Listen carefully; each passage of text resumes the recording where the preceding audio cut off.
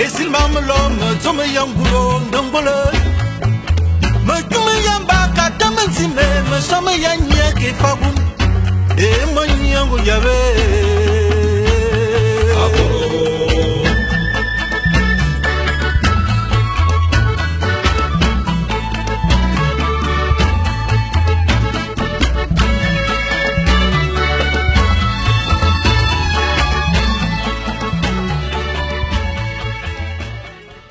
Vue crépusculaire sur Engon Zorgme Burmemba, pays des immortels. Situé entre ciel et terre, Nabikura, maison des mystères et résidence d'Engondor, chef suprême des armées d'Engon.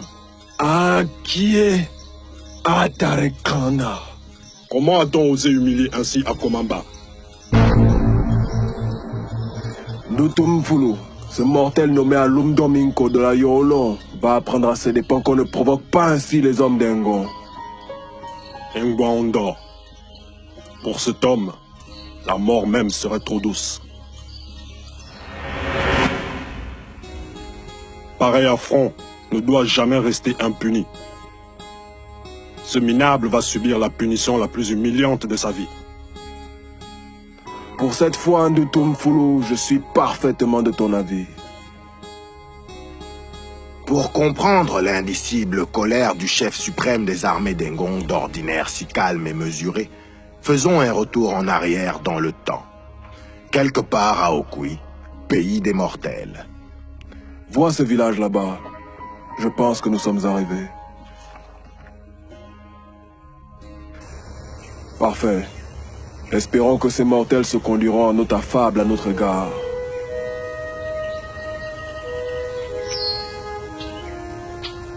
Ils n'ont pas intérêt à se comporter autrement.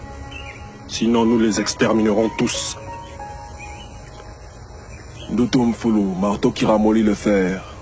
Combien de fois t'ai-je dit que la force ne doit être utilisée qu'en ultime recours? Tu es décidément trop belliqueux.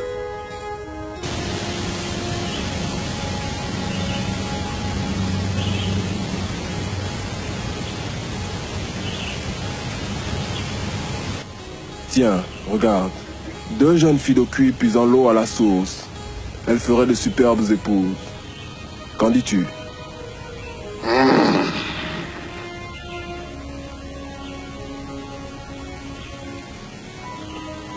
À Fanengong, deux hommes approchent.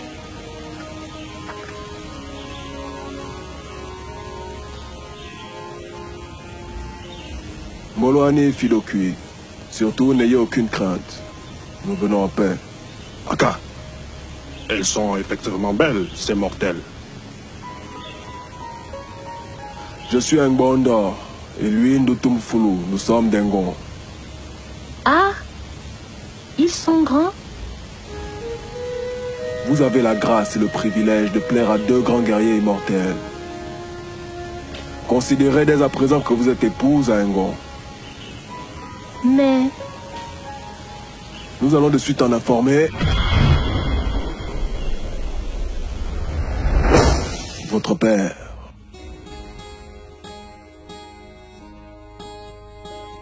Zama, des immortels chez les Yemisum, que nous veulent-ils encore?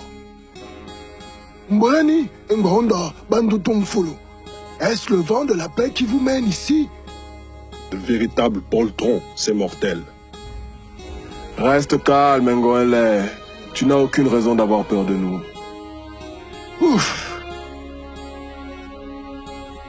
Sachez que nous sommes ici pour vous honorer. Dès à présent, je vous informe que nous sommes des peuples alliés, car vos filles sont désormais nos femmes. Dans exactement 2 semaines, nous les attendons à Engon.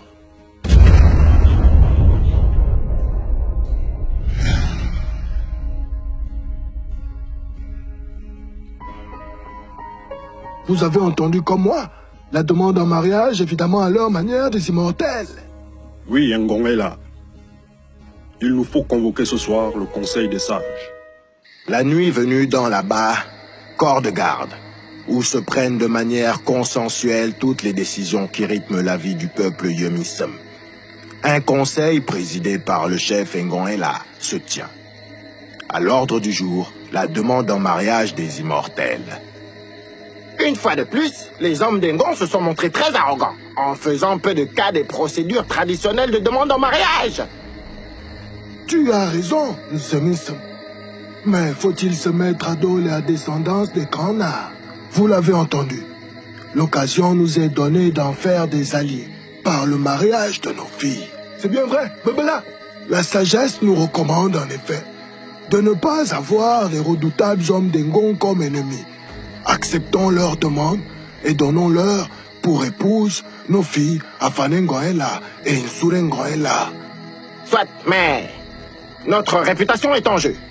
Les manières prétentieuses d'un Grandor exigent que nous répondions avec dignité et honneur pour nous faire respecter des immortels. Sinon, ils n'auront jamais d'égard pour nous et nos filles en mariage chez eux. Oui, j'approuve très bien, Ango. Nous devons constituer un trousseau de très grande valeur pour accompagner nos filles à Ngonzorme Barmamba lors de la cérémonie traditionnelle de Yala. Quelqu'un a-t-il une autre idée? Qu'il parle. Ngoela est un homme sage. Nous ferons selon sa volonté.